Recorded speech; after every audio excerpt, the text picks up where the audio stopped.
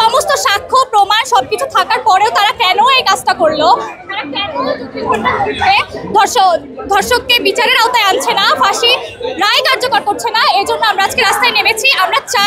আমরা জাস্টিস চাই। আমরা চাই যেন তারা ধর্ষককে তাড়াতাড়ি ধরুক, বিচারের আওতায় আনুক, না হয় জনগণের সামনে ছেড়ে দিক, আমরা তাদেরকে গণপিটুনিতে মেরে ফেলি। কারণ একজন ধর্ষকের সর্বোচ্চ শাস্তি মৃত্যুদণ্ড, মৃত্যু ছাড়া এই জাস্টিস আমরা পাবো না।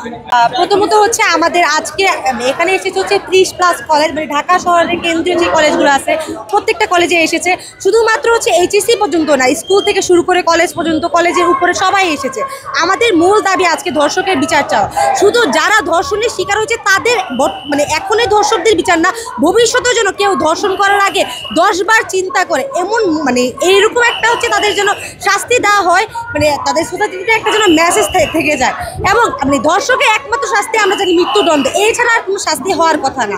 এখন আমাদের দাবি এইটাই যে যারা মানে এই পর্যন্ত হচ্ছে আলোচিত হয়েছে দোষিতা, তাদের বিচার যেন মানে সুনিশ্চিত হয় এবং ভবিষ্যতে যেন কেউ হচ্ছে এরকম শিকার না হয় এবং অন্য কেউ যেন হচ্ছে এরকম শিকার না হয়। এবং আমরা জানি হচ্ছে কোনো একটা ইস্যু, যেমন ধরেন আসিয়া ইস্যুটা খুব আলোচিত হয়েছে, সবাই তাকে নিয়ে কথা বলছে, কিন্তু আমরা যদি দেখতে পাই প্রতিনিয়ত 10 থেকে 12টা মেয়ে ধর্ষিত হচ্ছে। তারা কি ধর্ষিতা না? তাদেরকে বিচার দরকার না? শুধু কি আসিয়ারই বিচার দরকার?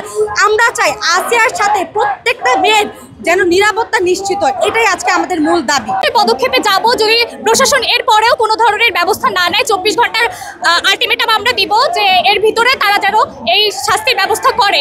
180 দিন কোনোভাবেই প্রযোজ্য না, কারণ সমস্ত সাক্ষ্য প্রমাণ সবকিছু ধর্ষকের বিরুদ্ধে। তাকে কেন 180 দিন সময় নিয়ে বিচার করতে হবে এটাই আমরা বুঝছি না। আর আজকে 30টা কলেজ আমরা একত্রিত হয়েছি, এরপর আরও বেশি সংখ্যক শিক্ষার্থী একত্রিত হব এবং এরপর আরও জোরদার কর্মসূচি চালাবো এবং আমরা ন্যায় বিচার চাই, মানে চাই।